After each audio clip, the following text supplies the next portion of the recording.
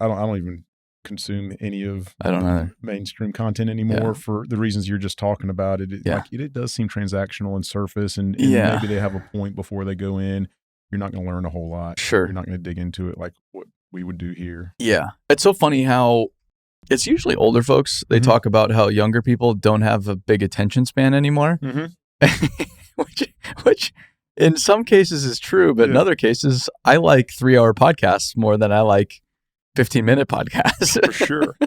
So it's like, I mean, on some things, sure, but I'm a huge fan now of listening to long, drawn out interviews of people, because you can actually start to get into what they believe and their ideas, and and if you hear someone talk long enough, you can start to tell if they actually mean what they say they're talking about or not. Yep. And if they're willing to even sit down to talk for a few hours in an unformatted manner. It's like that in itself tells me something. Right. Because a lot of people won't do that.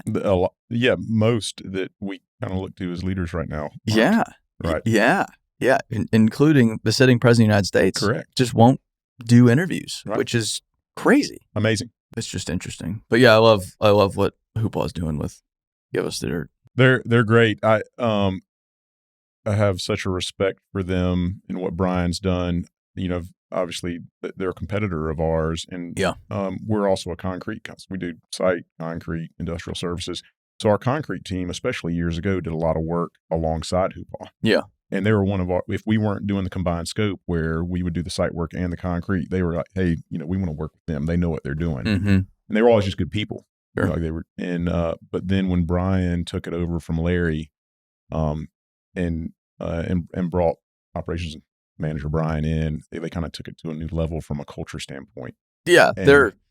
I would say they are among the companies out there really leading the charge. Yeah. And then they're not just leading it, but they're talking about it, and they want everybody along with them, which is just the coolest thing. Every time I talk, they've been a huge help for us. Yeah. Huge help. Good. And every time they're just like, yeah, we just want to support you guys. Yeah. And it's like, man, this is cool just to have the support of folks like that without, there needs to be something in return. Mm-hmm. It's business, and we all need to support one another at the end of the day. But first and foremost, it's we want to support you. Yeah. Which I think is really something else. Yeah. And just how much they're investing in their people over. It's crazy. I mean, if you did the podcast, you saw their development center, which a lot of companies would look at and just say, oh, that's just a waste of money. That's just wasted overhead. Right. We don't do that. That's not our model. Right. And little do they know that, sure, that's not their model now. That hasn't been their model, but that's the model in the future. No, for sure. Well, we used to consider ourselves like best in class from a training standpoint. Mm-hmm. Just we were doing it kind of before a lot of people were, and they've leapfrogged us for a number of reasons. But they go back to competition in the market. And Brian, I talked about this on the podcast. It's like we see what they're doing, they see what we're doing, and it pushes us all forward, makes the industry better. Yeah. So yeah, it's awesome what they're doing. Yeah, and I think that's the thing with competition too. I think the hyper competitive nature of this industry, it's had a degrading effect in a lot of ways, because everybody, they're just so fixated on who they bid against. Mm-hmm. And sure, I get it. Mm-hmm. I'm competitive too. I totally understand. But at the same time, those people that you're bidding against are really on your team in a lot of ways. They're the ones supporting the same labor market you're pulling from, supporting a lot of the same subcontractors that you're pulling from, supporting the whole local community that you're also supporting. Right. And I think if the industry, like what we're trying to do at the summit, if the industry started thinking like a team and acting like a team, I think we could go a lot further together. I think we have to. I don't think it's an option at this point. I think the industry needs to operate as a cohesive unit, or else there's no hope. There's all these other industries out there. Like I think the airlines are a great example. Okay. Most other industries are dominated by just a few players. And even if you think it's not a few players, it really is. Yeah, if you look at the very top of the pyramid, It's just a few companies that own most markets. Yeah, we could have a 4-hour conversation on that. Well, and so you have, the airline CEOs, they make sure the airlines as a whole, the industry as a whole, are good to go before they go compete with one another. Oh, yeah.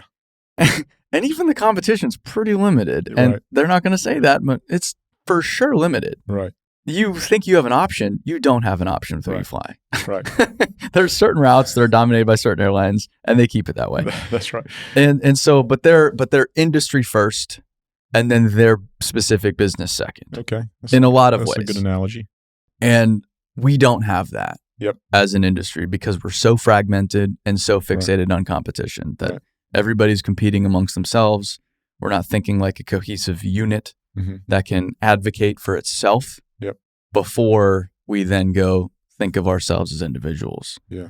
But I think we're headed in the right direction. Yeah, we are. You talked about it earlier about what we're doing at the Dirt World Summit, where you're bringing together a group of people who have their same mindset, right? And if that group of people sets the tone, then others will follow. Yeah. So yeah, I'm all in. Yeah. What you're talking about. And I keep messing up saying Dirt World Summit. It's the area at Dirt World Summit. That's another great business that's been 100% behind us. Yeah. I don't even know why they're so supportive of us. And I say that in a joking way, but they've helped make this whole thing possible too. They're the best. I loved Ariat before they became a sponsor here and wore them. And then that was a really cool kind of benefit of I got my boots in the mail the other day. You got a pair of boots. That's great. And so they're wonderful. So yeah, Ariat's awesome. Yeah. Well, every boot company reached out to me, and I'm not a working man. I've said that. I'll say it 100 times over. I'm not a working man, but I'm still out on job sites. Yeah. I still travel the world. I need a good pair of boots that can hold up to quite a bit of running around. Yeah. And I've always worn Ariat since I started in construction. Well, it was my second pair of boots in construction. The first pair was just some garbage steel toes. I found it like Sears. Yeah, that's all of us. Yeah. That's everybody. Yeah. And so I found a proper pair of boots, and I've worn them since. And all these other boot companies have reached out. Why don't you try our boots? This and that. I'm like, I'm good. Yeah. And we tried to do something with Ariat a few years ago, and it just wasn't the right time. And we were still early on as a business. And then we reconnected with them, and now it's just like, this is cool because I'm the biggest fan of you guys. Like, I love this company, and it's so cool to have them supporting us alongside a lot of other companies. Still, it's like a lot of construction companies, and even we have like Deere supporting the event now. We have Con Expo supporting the event. Oh wow! Yeah, it's the support we have is insane. Like looking up to these companies, and these associations or whoever they are for years and years and years, and now we're doing business with them and they're supporting us. It's like, that's a big deal. What do you think the inflection point was for BuildWitt as an organization to get to that point where you were kind of documenting and part of what was going on to where you were leading the way and people are supporting you so you can push it forward? I don't know if there's really been an inflection point. I think the inflection point thing is a really fun thing to think about. And like it's portrayed in movies and TV shows where it's just like, I get it. And it's this montage of, like, I just saw it the other night watching this one movie about Jordans. I feel like it's called like Air. I think it is. It's this, Matt Damon. Yeah, Matt Damon. Yeah. And he's watching this one play and then he watches it again. You can tell like he gets it there. It's like, maybe that's how it works for some people, but that's not how it's worked for me. Yeah.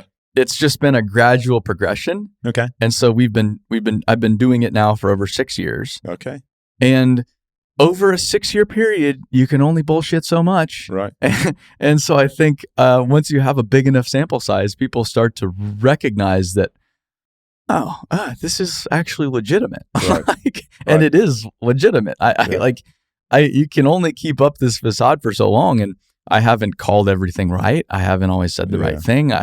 A lot of my ideas have been completely wrong, but ultimately I've wanted this industry to succeed. And that's what I've been trying to do, is build a business to help it do so in all different ways. And that's what I'm going to continue to do. And I think just a lot of folks have been with us for long enough to recognize that now. Yeah.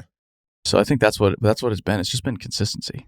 Yeah. Well, and consistency mixed with passion and good people, right? Yeah. So kind of what I heard you say out of that. 100%. You didn't just start this to make money. Yeah. You started this because you had a real passion for what the industry was, and specifically the dirt world, the context of the big equipment and moving dirt and laying pipe and blasting rock and that sort of thing, and playing with big fun toys that we all grew up with as kids. That's it. And then you put together a group of people who share that same passion. Sure. And people recognize that. You can't hide that. Yeah. So that's awesome. Good for you guys. How many folks are at your organization overall? We're fluctuating between about 550, 600. That's a big operation. Good size operation. We've been lucky over the years. We've if you look at the trend line, it's kind of up and to the right, and we've had some tough times. The 08, 09 was rough. The first little while of COVID and the unknown around that was tough for everybody, and had some bumps in the road along the way, like we talked about when I first sat down. Some growth pains related to culture and managing that and making sure that we grew the right way and had the right people. So, but yeah, we're slowly building and plan to grow more. I mean, that's we're built. What's one of the biggest things we're doing right now is talking about how we create people processes and to allow us to grow. Sure. Right. So everybody can be on the same page and head in the right direction, as opposed to everybody kind of scattered doing their own thing. Yeah. And now that I'm thinking of you guys, I shared this, speaking of people too, I shared this video that went around the internet of one of your foremen. Oh yeah. Cuba, man. He's the man. Yeah. He was handing out lunch or like $20 bills to his crew to get food or whatever it was. Yeah. And one of the guys was filming it. Yeah.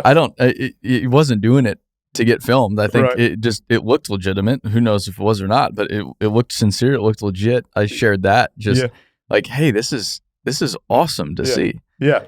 Yeah. It was very genuine. Yeah. And literally just on the side of the road next to a project where we were doing some pond maintenance. Sure. And it was a tough, mucky, dirty job. And his guys had done a really good job for him. He goes, you know what? Here's what you like. So the coolest part about that, you saw the video and he was handing out, he gave everybody a little bit of cash. It was his own money too. So it wasn't like he came to me or anybody else and got money. He went to the ATM on his own, but he also gave them snacks and some other things that he knew his crew well enough. I think there's some tobacco products. There were some. He knew his crew well enough to know what they liked. Yeah. Vice or not, what they would appreciate. Yeah. So I think that was the coolest part about the video for me, was not just that Cuba was recognizing his people, but he knew how they wanted to be recognized. He knew his crew well enough to say thank you in a way that they would appreciate. Yeah. Oh, and that's why I shared it, because it came off as genuine and it's this small act. It's very insignificant in the grand scheme of things, but it goes, something like that can go a long way, a really long way. Yeah. And I think the dirt world historically hasn't been great about the appreciation side of things. Mm-hmm. And it's always about what the industry can do better. Right. It's always about what mistakes were made. Mm-hmm. It's very rarely about what's going right. Right. And celebrating what's going right. And so to see that as kind of like hey, this is great. And that's, it takes 5 minutes, and it doesn't have to be money. It doesn't have to be anything all that significant, but just giving everybody a pat on the back. I think that's fantastic leadership. It is. It's perfect leadership. And not only are you recognizing those folks, but the people who were on the periphery or maybe didn't get recognized, or seeing behaviors that you want to be repeated. Sure. Recognized. Yes. Oh, okay. Yes. That's what this company's culture is about. Yes. I can go and mimic that. Now I see. It's not just going and beating somebody down because they didn't do exactly what, you get a lot more out of people kind of looking around and going, kind of having this self-policing culture. Yeah. If you reward the things that you want to see, like Cuba did in that situation, then other people see it and they go, all right, I can do that. Sure. Yeah. And I've tried to be really deliberate about that as a leader, to make sure I always try to think, so what behaviors do we want to encourage? Mm-hmm. And a lot of that comes from our values of our organization. And then as I see those behaviors, I'm I'm not always great at it. Yeah. Because there's you go back and forth. It's like, well, they're doing what they're supposed to do.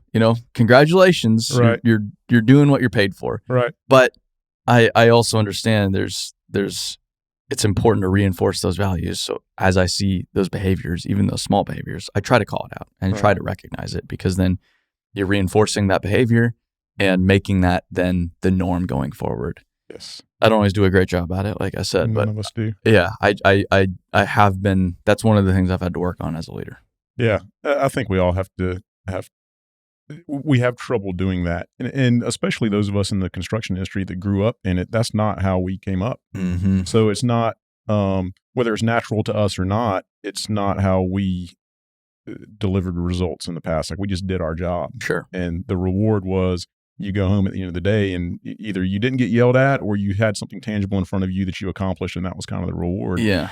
And this isn't a generational thing, like the new generation needs this or not. No, it is more about, if you want to get the best results out of people, in which in the end, construction, we joke around, construction is easy.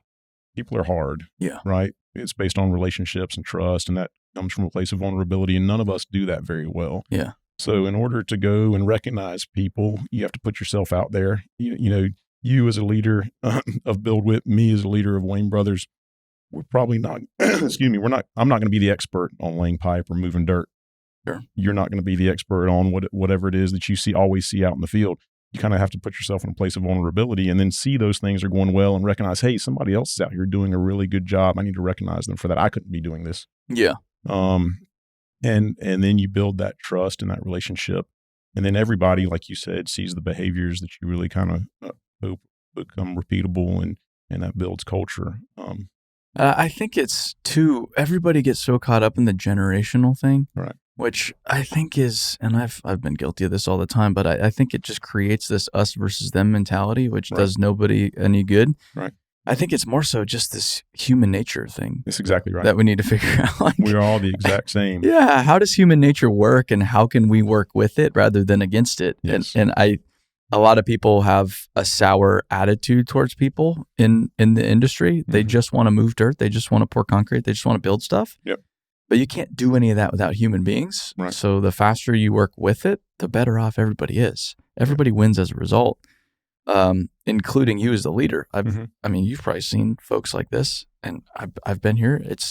You'll see people so stressed out and so worked up in these leadership positions. And, there are moments where it's really stressful, but at the same time, if that's the average state of affairs, that's a choice at the end of the day. Right. You're ultimately choosing to be there. You don't have to be there if you figure out and learn how to lead effectively. Right. And I'm not there, but I've seen some of the benefits of that, and it's pretty cool once you start to grasp it. Yeah. Yeah, you're right. Well, if we all just have the attitude that you just talked about, like we want to be better leaders, and the results that we want come from leadership and relationships and good people, then we all understand that we're not where we want to be. We're not where we can be.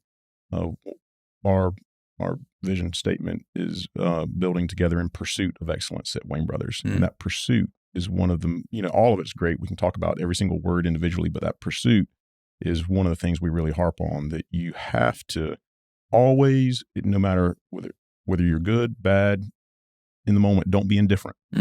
Go forward. Sure. You're looking towards, hey, I want to get there. I see a goal out in the future and I'm working towards it. And we're not always going to make the right decision. We're not always going to make the right step, but we are taking action. Yeah. And we're learning and getting feedback and working together. And once we understand where we're headed, we can keep pursuing that, become that, whether it's a good leader or even, simple stuff. I want to get here by lunch, and then I want to get here by the end of the day. And that helps us get to where we want to by the end of the week. Just that constant pursuit. Yeah. And in that pursuit, in construction, I think it's a lot cooler than a lot of other industries. Because you can really see it. Like you said, I want to get here by lunch. We have those benchmarks as an industry because we work in the physical world. Right. And even if a project is, we have projects, but maybe a project is a multi-year job, which happens more and more now with these big jobs. you can still break that multi-year job down into days and hours and what needs to happen right now. And so you can look at it almost like games, so today is the game. What do we need to do to win today's game? Right. Did we win today's game? Right. What can we improve upon? And then you go to tomorrow, you have a whole new game tomorrow, which is awesome. And even if yesterday was a complete disaster, or yesterday was an amazing day where you just blew it out of the water, it's still, in a lot of ways, completely, if you look at it this way, a completely fresh start. Yeah. Completely new opportunity. Right. And you can then, stretch that pursuit further and further and further and further, because there's always more to go after. There's always new problems. There's always something to reach for. Right. Yeah, you're exactly right. And that competition that you're talking about, where there's a competition with yourself to load a truck in less time. Sure. Or the competition between crews where, our set of trucks are going to move more dirt today than your set of trucks. Or your competition between days, like what you were talking about. Collectively, we moved 10,000 yards today. We're going to move 12,000 yards tomorrow. Yeah. It's very tangible. It's human nature. You want to see results. You want feedback, right? So like we were talking about earlier, when you recognizing the behaviors that you want, that encourages more behaviors. That's just it's human nature to want feedback. Yeah. And if we can do what you're talking about, turn it into a game and understand the competition between ourselves and each other and the day, that's how progress is made and how the days get a lot shorter. That's it. Because it's the difference between just driving a truck for 12 hours, which can be pretty mind-numbing. Yeah, if you're just doing circles in a truck with no purpose, no understanding of the big picture, you're just a cog in the machine. Yeah. That, for some people that might do it. For a lot of people, though, that's really not going to do it. But if you make that driving a truck part of the overall mission and make that truck part of what needs to happen in that day and define the parameters and allow that truck to understand if they're performing well or not, then or even allow that truck to the opportunity to provide feedback on, hey, we're using this haul road, but I was thinking about it and there's this option over here. I don't know what's best here, but I at least just wanted to call it out. And even for them to feel comfortable enough to say something like that, which is probably pretty rare on most sites. Yep. You don't want to make a suggestion like that as a truck driver. You make it something more with really just a cultural shift, and not even that dramatically of a cultural shift, really just a perspective shift, communication shift, but it's still somewhat the same thing, but it's completely different. Yeah. With just that little twist. Exactly what you just talked about. We have a real world example earlier. I guess it would have been probably midsummer. We were working on a couple 100-acre dirt job. We're doing the site work for a rebar plant that was being built in North Carolina. And we got out there and the rock was about 10 feet higher than what we thought. Nice. Wonderful. Nice. Right? Yeah. So not only is the rock higher, but because the rock's higher, the water has nowhere to go. The method of moving dirt is changing. The areas you can work is changing.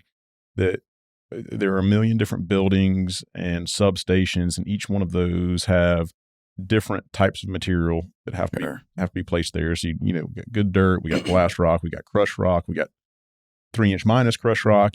So all of a sudden the plan, old Mike Tyson, everybody's got a plan to get punched in the face. We got punched in the face, right? And we're going, all right, well, where are we going to move all this dirt? Where, the topsoil's over here, but it's so wet, we can't strip it with pans like we were planning on. We're going to have to top load it and haul trucks. And then, so, long story short, we're all working in the background trying to figure out, all right, we had to one, figure out what the conditions are, and then two, put together a plan.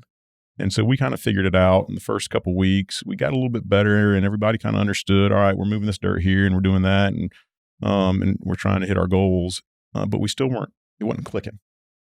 And our project manager and superintendent team, they came together and they put a big board up where we have our morning meetings and our toolbox talks. And they literally put the plan up, laminated with dry erase markers, and start going, all right, crew A, crew B, crew C, crew D, on down the line. Your color is red. Here's your haul path. Here's your dirt. here's the type, here's where it's going.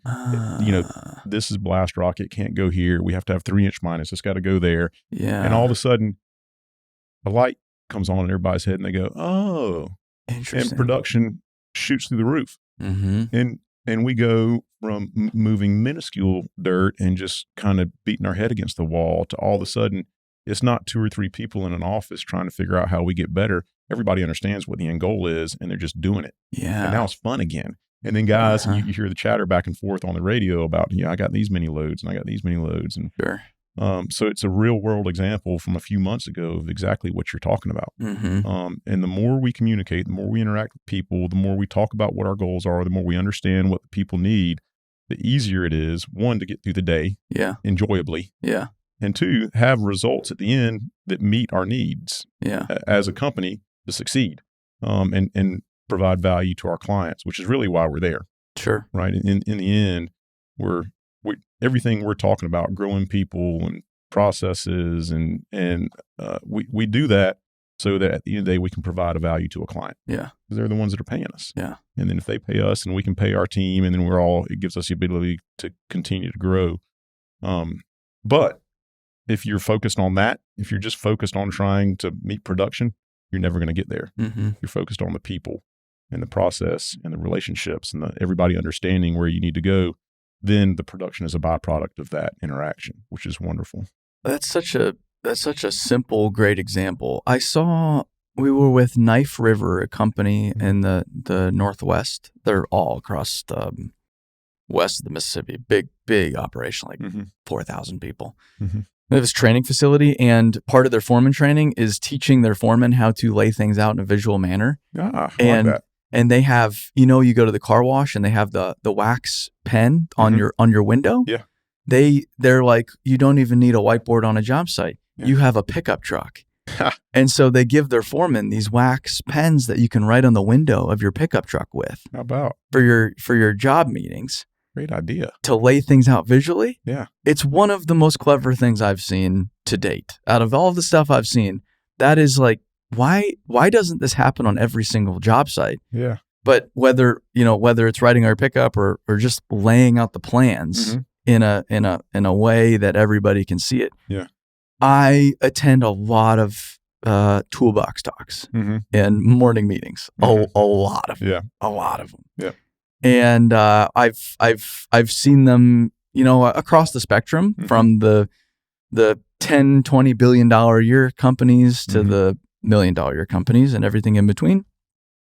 Very rarely do I actually hear the work be talked about. Right. It's usually reading off a clipboard, whatever it is. Yeah. Here are the safety talking points. Right.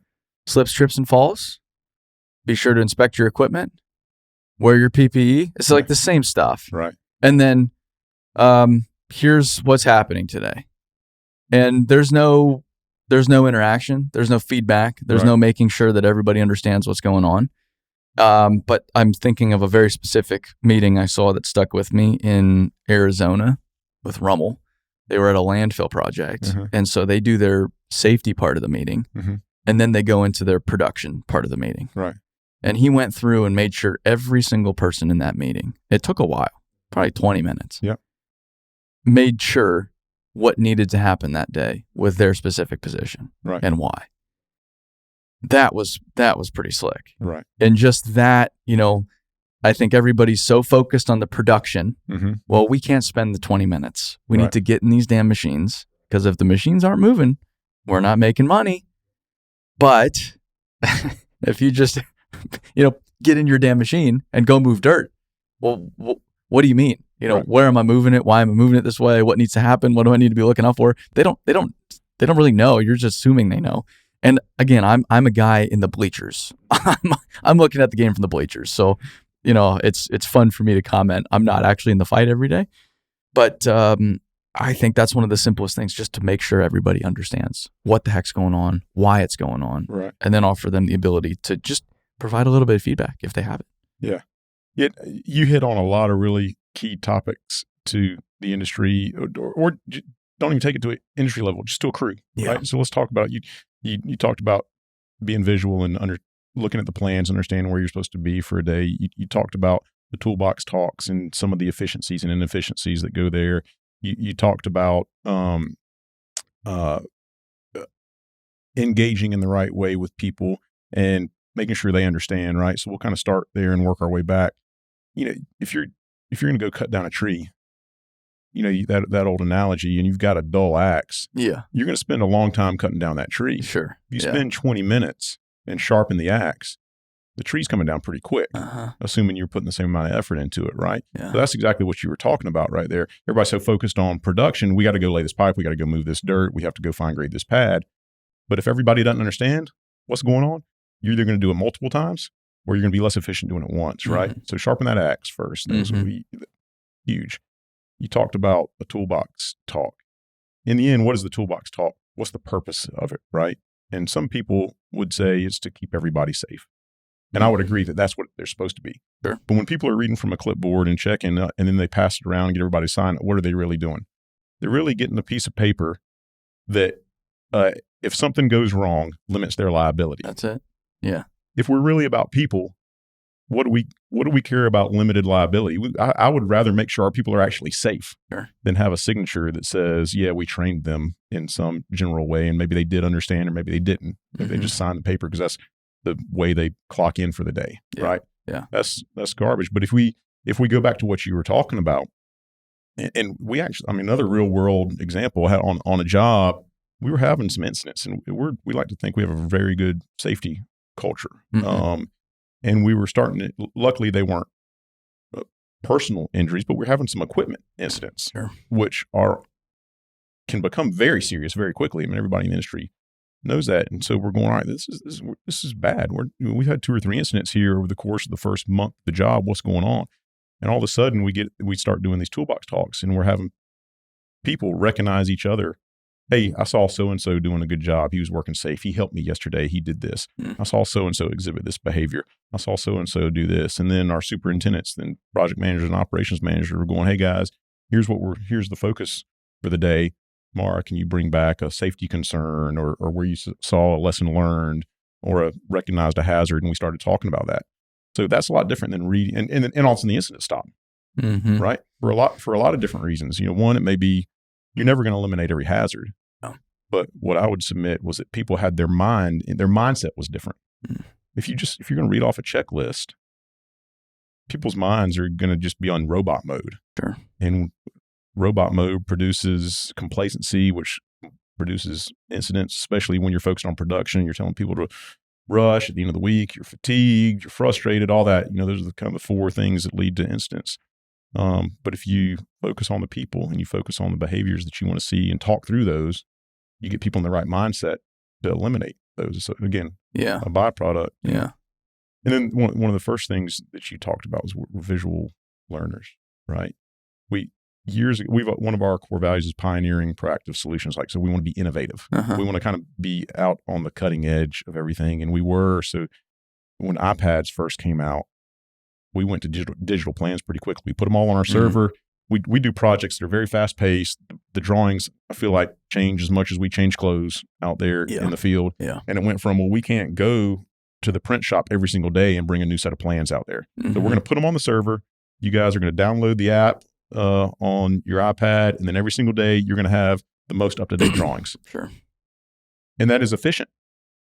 But we started to see a gap in the foreman ranks, right? So our foremen were still growing and becoming superintendents, but our apprentices, laborers, operators, there was a gap. We weren't growing that next group of foremen. And we're going, why is that?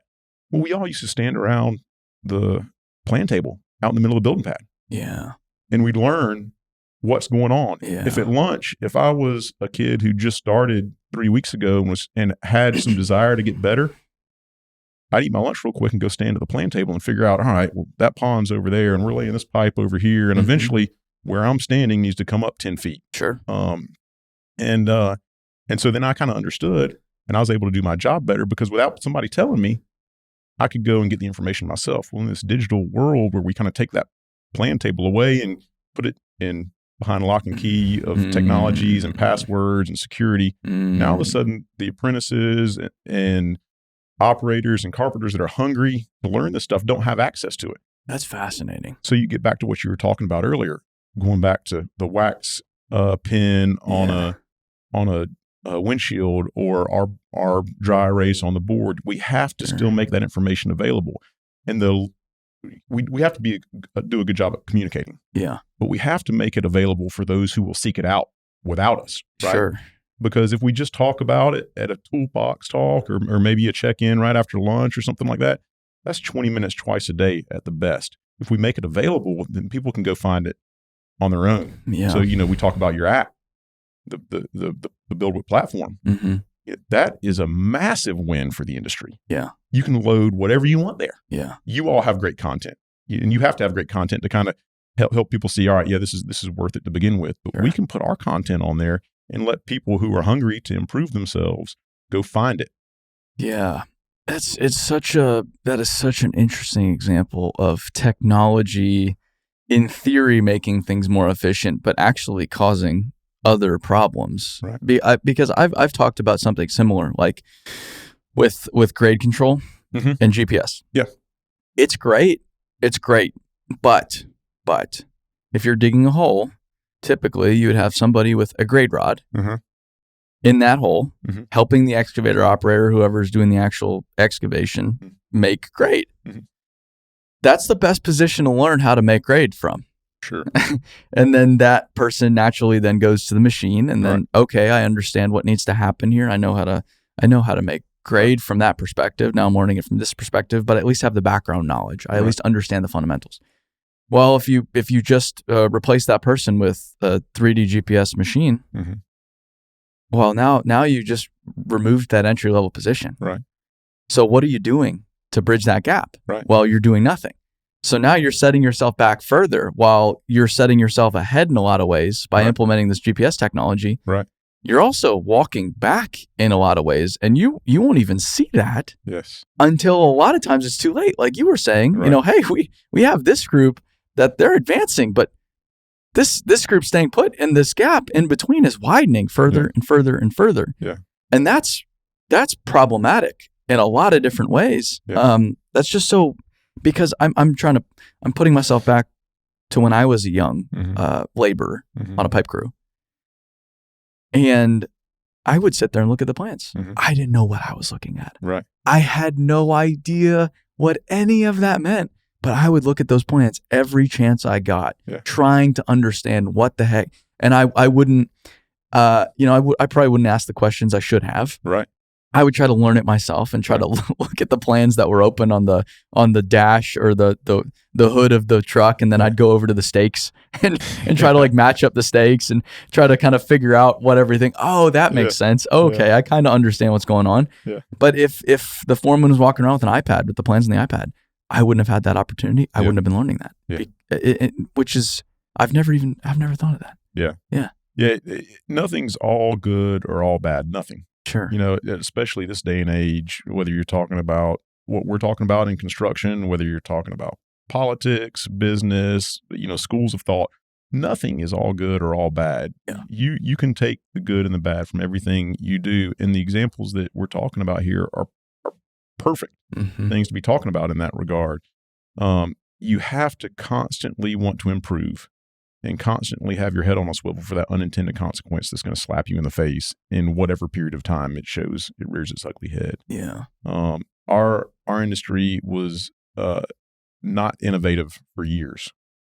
And now we're becoming innovative, either some out of desire, some out of kind of a force into the future. But no matter what, there are going to be some unintended consequences that come of that. Yeah. We're going to have to really make sure that we understand that and keep our focus on the people. Yeah. Because you can have the best process in the world. You can have the best equipment in the world. You can have the greatest clients in the world. If you don't have good people who are all pushing in the same direction, who feel supported, who feel like they have a purpose, then all the rest of that's going to go away. Well, but that's also the exciting part for me. That creates huge opportunity that hasn't been available in this industry in a very long time. In this world, unless you are in some kind of unique market that really blew up, or there were obviously exceptions to the rule, but as a civil construction company, you could only grow at a specific rate because you can't outpace your cash. Yep. And it's a very, very cash hungry business. And so that cash flow dictates how much you can grow every year. Right. And it's only gotten more and more constrained. And so the big players in theory only get bigger because they're the ones that have the balance sheets. And good luck if you want to go head to head with them. And if you do want to go head to head with them, it's going to be a 20-year slog. And you're going to have to make it happen every year for 20 straight years to then just chip away. And you might end up in a pretty good spot, but you're just going to be chipping away. Now you have some of the biggest, most long-standing companies in this industry that don't have this whole people thing figured out. Correct. That don't have the operating systems they need to handle the people, to train the people, to do what they do. They're working on these old operating systems. And if it's 1,000-person organization, that's a big ship to turn around. And that takes a lot of time to get that thing squared away and turned around. And there's going to be a lot of old school people hanging on in there, unintentionally, intentionally sabotaging that change because it's uncomfortable. They've been doing it one way. It's worked really well for 35 years. I'm not changing now. And while those really slow moving ships are trying to figure out where they need to go, you can just zip right by. It creates this huge, wide open opportunity for the Wayne brothers of the world that have been around the block, that do have that balance sheet and get it, which is really exciting. Or somebody that has 5 people working at their business, but wants to get a lot bigger. If you can figure out the people thing, it's a wide open world. Wide open world. That is the lever, right? That your people, your culture, and having there are all sorts of great people, right? But you have to have people that align with your culture. So if that's true, you have to define your culture. Then you have to have people that fit well, and then they're going to attract other people that fit well. And again, nothing's all good or all bad. There are a lot of really great people that may not fit a culture, and they can kind of self-select out because it is defined. They go, it's not for me. Right. And then everybody's healthier, right? Everybody's moving along a little bit better. So I like the way you put it and framed it. It's, you can have all the cash in the world. I mentioned this to you earlier. We shared some common bumps and bruises right around growth. You can buy equipment, right? If you get out over your skis from an ability to manage culture and grow people and keep people engaged, you're going to go backwards. And you're either going to choose to go backwards and get your arms back around it and then grow again in the right way, or it's going to choose to go backwards for you. And generally that's when the skint knees that result in broken bones and good balance sheets turn into bad balance sheets. That's when that occurs. Well, and that's the scary thing about where a lot of the market's at right now is everything's been really good for a lot of years. Really good. That covers up a lot of sins. It's covered a lot of sins, and there's a lot of change that should be happening right now. That's not, because everybody's fooled into thinking that, well, it's right because we're doing better financially than we ever have been. Right. Well, yes, that is true in most cases. It's covering up a lot of things that need to adjust. Right. And I don't think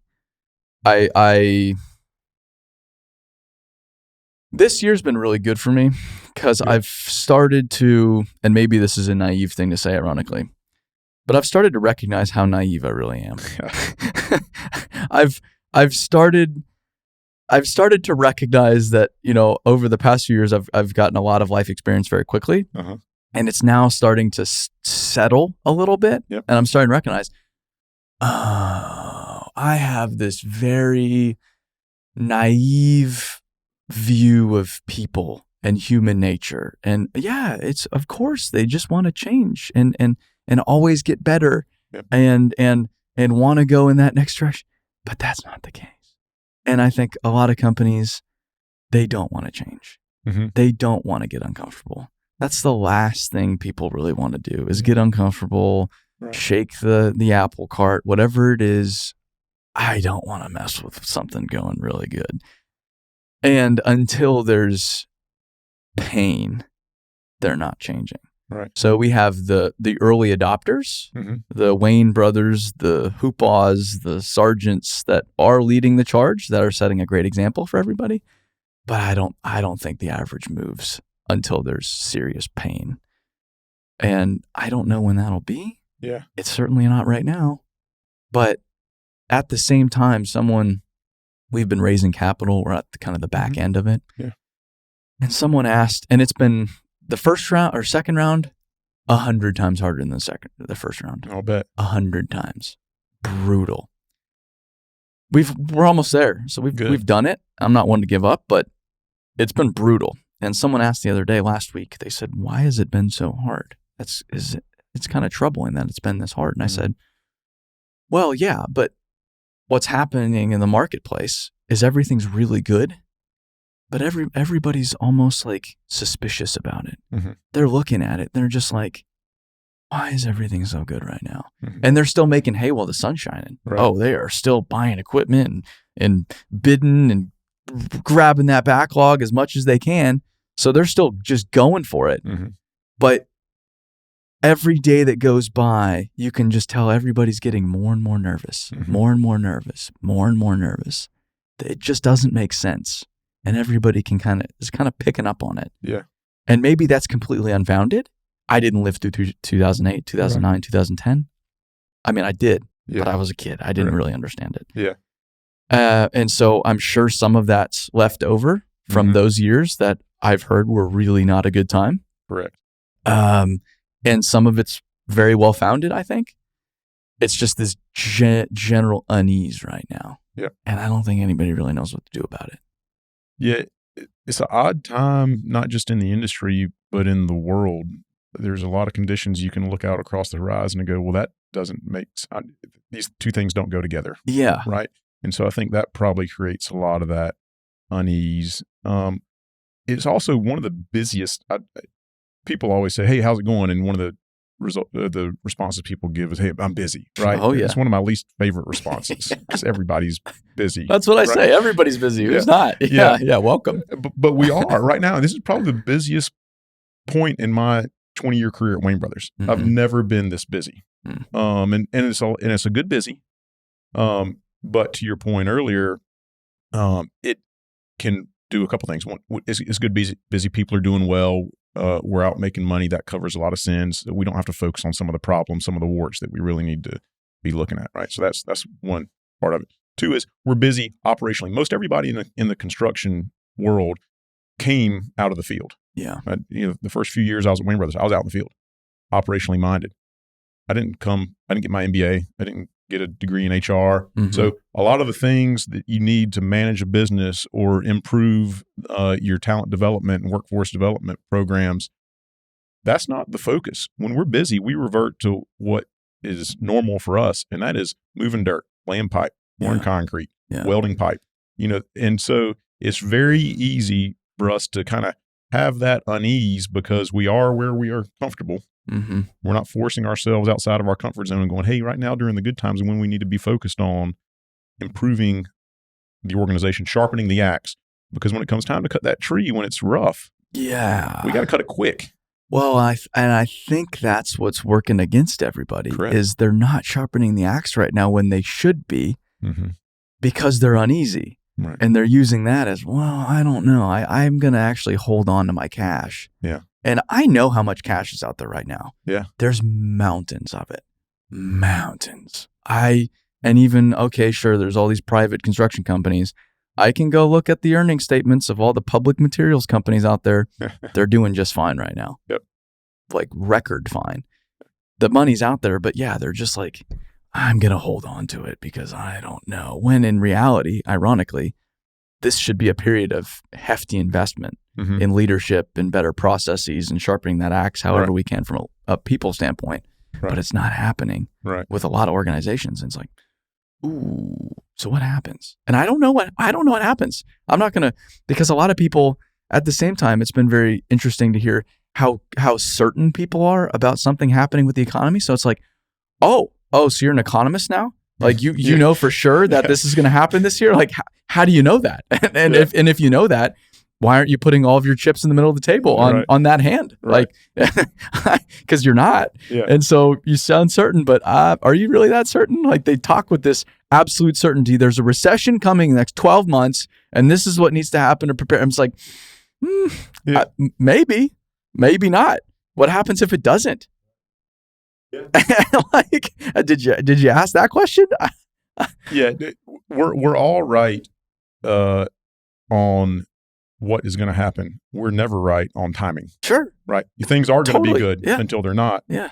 Things are going to get bad at some point. It's just the cyclical nature of things.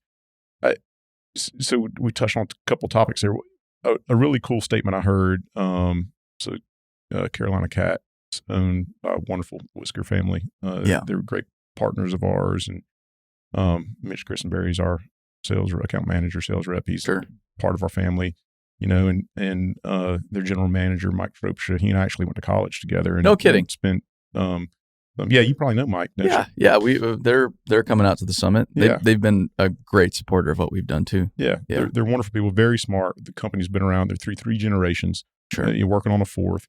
But one of the things Mike shared with me that they talked about is like, if it makes sense in 10 years, it makes sense now. Right. So let's expand on that point a little bit. If you know what your vision is, if you know what your values are, if you had a strategy that is informed by those values and vision, and you know where you're headed, then you can make decisions now that make sense. Yeah. Whether there's a recession tomorrow or 10 years from now, you're making decisions that are going to give you a return based on what you are trying to accomplish. Yeah. Now, that only applies if you know what you're trying to accomplish, if you know what your culture is, if you know what your values are, if you know where you're headed in 10 years. If you don't, and you're just willy-nilly investing in all sorts of things, the flashiest thing, if we go to some trade show and go, oh yeah, that's pretty, I'm going to invest in that. And then we go to the next one and go, oh, that's pretty, I'm going to invest in that. You're not going to get a return on that money. So you can sharpen the wrong side of the axe all day. Sure. And never cut that tree down quicker. But if you're really, really focused on where your company is heading and the right people inside of it and the right culture, and then you invest and then you apply that, hey, if it makes sense 10 years from now, it makes sense today, and I'm going to make that decision. That's really where you get that return that we need, that all of us need. Not, you need cash to survive. Yeah. Cash flow's king. Yeah. You can't spend it all on there are unlimited options out there that could provide a return. Not all of them will, and not all of them are going to be aligned with what your company needs. So if you can take your limited means and know what you're going to invest every single month, quarter, year to get where you want to go and stay true to that, no matter what is out on the horizon, then you'll be prepared for whatever is out on the horizon. Yeah. And I understand why people invest in the equipment, because they can see it. They put it on their balance sheet. It's real. Yeah. And that bulldozer, a D6, can't walk off and go to my competitor. Right. It's my bulldozer. Yeah, that's true. That's true. And so I get, there's a level of security and safety in investing in equipment, and I understand why people do it. It makes a lot of sense.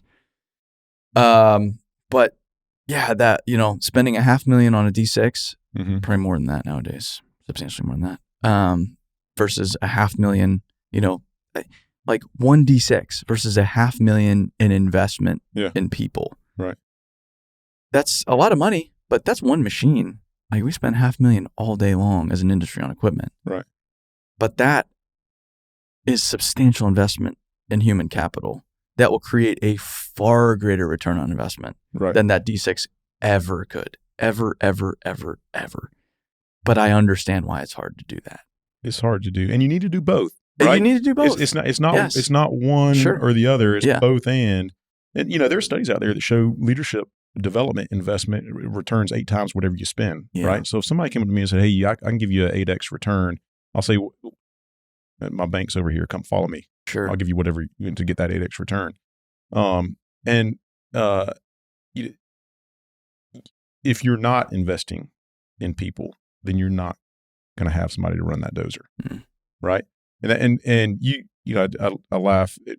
We own a lot of our own equipment, most of it, and just like every other grading concrete company, industrial contracting company that's out there. We like to own those assets because we grew up playing with those toys. Yeah. And it makes a lot of sense for a lot of different business reasons. You can rent equipment all day long. Mm-hmm. You can't rent leadership. Mm-hmm. Leadership's it has a lot of the same qualities, but it's unique to each individual organization, right? You have to I say that and then I contradict it a little bit. Great leaders are great leaders no matter what business they're in, but it does take a little while to understand a company's culture and where they're going in order to be a great leader in that business, right? So you can't rent leadership. You have to grow that. You have to invest in it. Well, you can't even rent people. And I know there's some staffing companies out there, and I get the application here or there, but that's not a long-term solution because they're hired guns, they're hired hands. And so I understand ramping up for projects, this and that, but if you're creating a sustainable business, you need a core group of people that are bought in the culture, that are bought in on the business. Like our parallels, so we've been developing software. We've had a lot of offshore developers. Mm-hmm. For the sake of cost, it's just more effective when you're beginning. But you get to a point where a full-time person can outperform multiple offshore developers because they can communicate more effectively. They're bought in on the culture. They understand where the business is going long-term. They understand the mission, the purpose. They understand the big picture. They don't just look at what needs to happen. They're not just looking at the dirt that needs to be moved today. They're looking at the project as a whole and why that dirt needs to be moved today is the best way I can explain it in dirt terms, which is how my brain works, not in software terms. So we've started to replace a lot of our contract developers with full-time for that reason. Because if we have these bought-in human beings that are aligned with our culture, that understand what we're trying to accomplish, we can do much greater things with that than just purely looking at the dollars and why this makes sense. Right. Yeah, you're exactly right. We're the same way. We want to bring people in, and we want them to retire with Wayne Brothers. Yeah, on their own terms. We don't want to go hire for a job. We don't want to go hire for a day.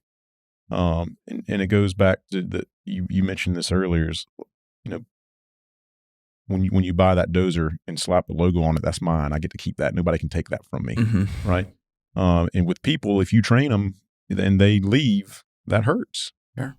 And I'm sure you've heard the statement. We say it all the time. Would you rather train your people and have them leave, or train your people or not train your people and have them stay? Yeah. Right. I mean, it's just you have to. Sure. So it's huge for all of us to get people who understand our organization. Yeah. One thing too on this front that I have underappreciated is, and I don't think it's talked about very much, new people coming into your organization, they have a lot of baggage. They have a lot of stuff following them around from past jobs, from past relationships, from past life experiences, from childhood, whatever it is. And getting rid of that, getting them to move past that, it takes oftentimes a lot of time. Like people, I think a lot of people, they're coming into these organizations, they're abused in a lot of ways, straight up abuse as human beings. And it takes a lot of patience and grace initially just to even get people past that point of abuse, just to see the other side before you can even get them to understand a new system. Right. And it's a balance. We have goals we need to meet today. We got to produce, we got to make cash flow, we got to make a functioning business. This isn't, this isn't therapy hour. I get it. But at the same time, there needs to be a good system to bring people into this organization and be patient with them as they readjust before they can even start producing significantly. And I've learned that more and more, which is so interesting. And some people get it in a few weeks. Some people it takes months. Yeah. Some people it takes years. Yeah. To really you see it one day like, oh, wow. Yeah. They're really, they get it. That's extraordinary. But that's also tricky because they just don't get it. Get rid of them. Right. Just get somebody else. Right. And that's just not how it works. You're right. Onboarding is one of the toughest things for even organizations that want to do it well and have things in place that would allow them to do it well, it's still really tough. Yeah. Because we're all different people. We're all a product of our experiences. I never had your experiences. You never had mine. Yeah. So if we hear the same message on that video screen, or even with somebody standing right in the middle of the room with us, we hear the exact same words spoken, you're going to hear something differently than I am. Yeah. Which is so crazy. It is. It's amazing. And so then how do you go about, if you have a standard onboarding process, how do you go about going from two different people hearing the same message and having two different points of view on what was just said to going out into the organization and understanding what they're supposed to be doing? Yeah. It is so hard. And I don't have a silver bullet for that. You just have to kind of keep engaging with people. We talk a lot about emotional intelligence at our company, stress management, empathy, engagement with others. That's literally I think the only way to cross the chasm that you're describing. Yeah. Because it's not procedural. Yeah. Sure. Like you don't just put a process in place and that makes it all better. I mean, yeah, that helps. Systems help. But it's going to take an individual, if I'm new at BuildWitt, it's going to take you to take me under your wing and show me, hey, here's what's expected out here. Yeah. And now I've got to head off to wherever you head to film next. Here's so-and-so that's your mentor. Sure. You got questions, go to them. Yeah. It's a tough thing to do, is onboard people in the right way. What's the best thing you all have done over the past year or two? What's one of those changes you've made that you're now sitting here like, oh, how did we do it before? Yeah. I think there's a couple different things, a couple that we've done and a couple that we're in the middle of doing. One is we've always had a defined culture, but we've really started to focus on behaviors.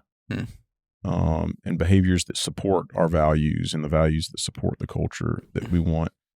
And we still have some work to do to try to get all of those behaviors out into the world and making sure everybody kind of understands them and lives them. But we talked about a couple of those earlier in the morning toolbox talks, trying not to just check a box. Sure. And sometimes we're successful there, sometimes we're not.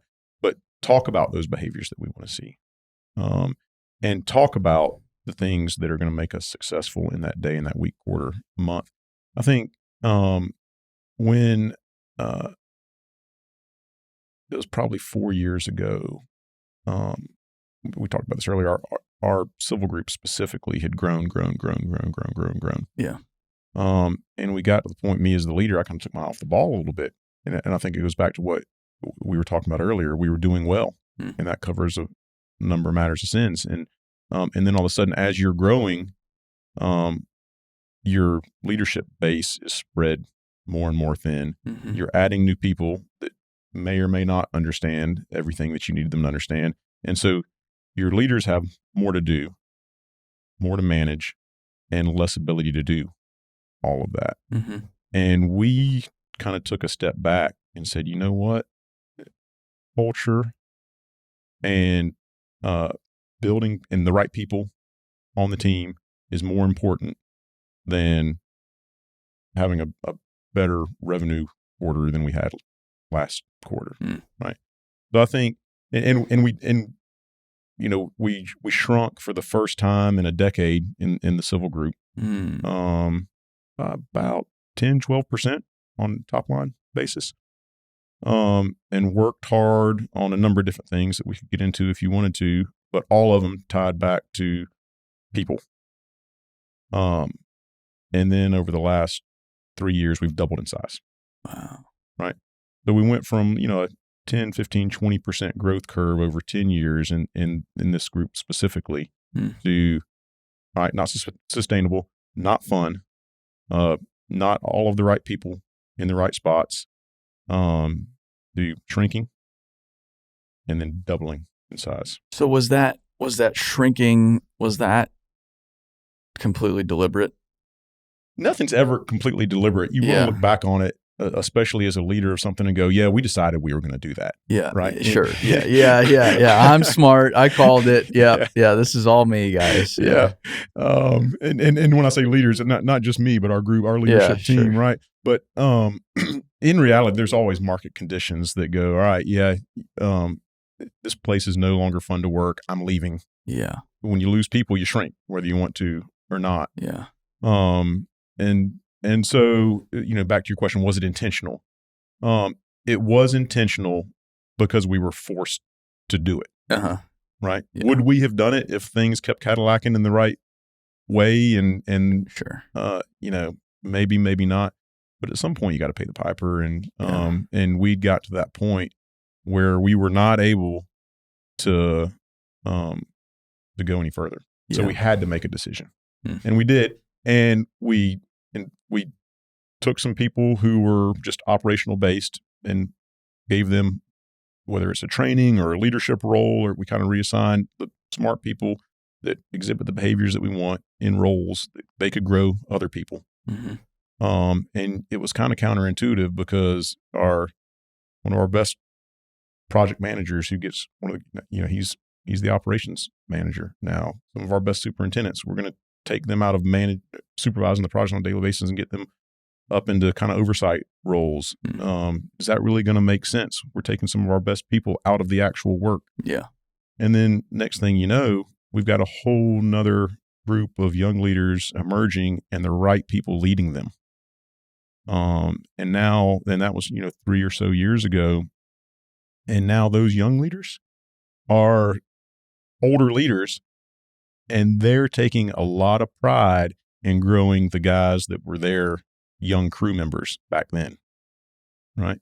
So, if I had to say what was the best success that we've had over the last few years, I think it would be that.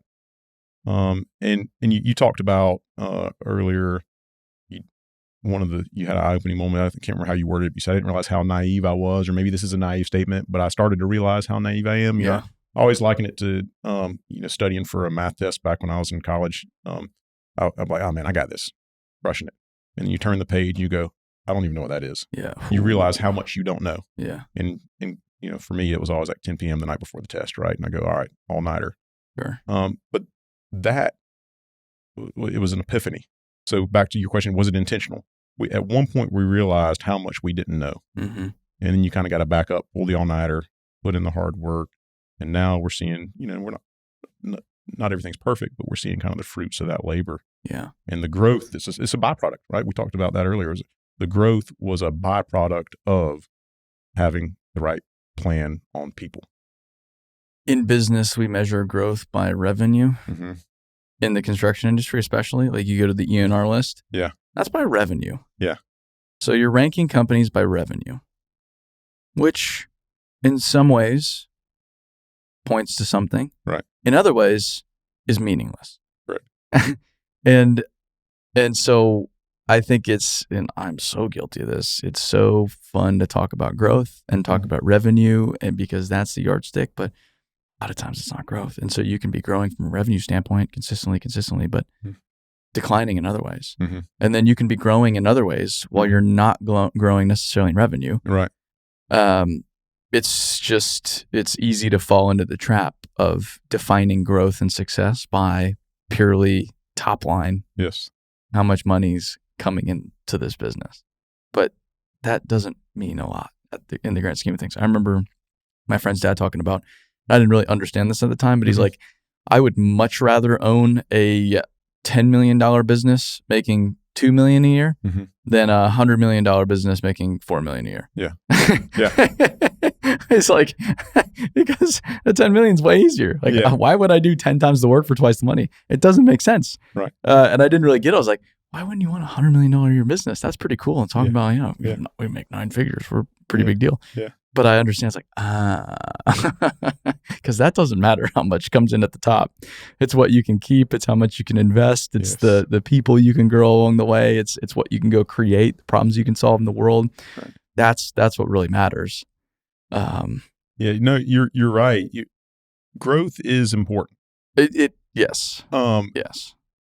But growth for the right reasons. Yes. Right. If you're just trying to grow the top line, like a lot of, especially some in the past, EPC construction firms that were really just focused on growing top line so they could sell to PE or to do whatever. Oh, yeah.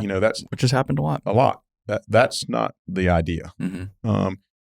When I started at Wayne Brothers, we were a $20 million a year company. Mm-hmm. Now we're a $250 million company and plans to continue to grow. Not that we're the biggest, but that's obviously a lot of growth over my career. Sure. Would I still be here if we were a $20 million company? Maybe, maybe not. Mm-hmm. Right. But I know for certain that all of my coworkers that we have here wouldn't be here mm-hmm. because you can't afford to have 600 wonderful people in a $20 million company. Sure. So if you're growing for the sake of allowing your people to grow, then the byproduct is profitable growth. Mm-hmm. If you're growing just that top line for the reasons that we said, it's going to be decoupled. Yeah. If you're really, the rocket fuel is your cultural growth, safety growth, all the things that go into being a successful construction company is coupled with your top line growth and producing a bottom line that fuels mm-hmm. the continued growth mm-hmm. of the culture. That's to the moon. Yeah. Right. Yeah. Because you are providing opportunities for people who are at your organization to continue to grow for themselves, for their families. They grow the company. You asked earlier what's the best thing you've done in the next couple of years? And I said, well, there's a couple of things we've done, which we talked about, and some others. A couple of things that we're doing is really trying to figure out how we can take the next step. There's 7 of us that are partners in the business. Mm-hmm. How can 7 people be across the entire Southeast? Sure. We've got an office in just north of Charlotte and Davidson, just south and here in Nashville and Eagleville, down in the Low Country, and building it in Walterboro, in between Charleston and Savannah. Mm. So can those 7 people be everywhere all at once? And we cover the entire Southeast out of those offices? Mm-hmm. No. Mm-hmm. So we've got to get 30, 40, 100, continue to grow it, more people that understand where the company's going, and they can grow it and manage it and then reap the reward of that growth. Right. So if I was to come back on this podcast in another couple of years and you were to ask that same question, sure. I think I'd be telling you the story in more detailed fashion of what we're trying to accomplish right now and how we can really encourage that correct type of growth. Yeah. Well, hopefully we can have you back on in a few years. I'll every once in a while, very rarely, but every once in a while I'll listen to an episode I did a long time ago just to compare and contrast. Yeah. And I'll sit there. I mean, some of them were like 4 years ago, and it's just like, I was so wrong. I was so stupid. I can't believe I was talking like that. I'll probably listen to this one in 2 weeks and say that. I don't know. This one sounds pretty good. But yeah, hopefully we can have you back on in a few years and see what the progress is looking like. But it's sounded pretty exciting for right now. It's a fun time to be in this industry. Absolutely. And it's even better when you got cool people around you, who all are pulling for each other. And and it's the best time ever to be one of those cool people. Yeah. Like, just don't suck. Show up every day. Do your best. Support everybody around you. Grow yourself. Like, if you have a good attitude about where you're going and take ownership of where you want to be in your life. Yeah.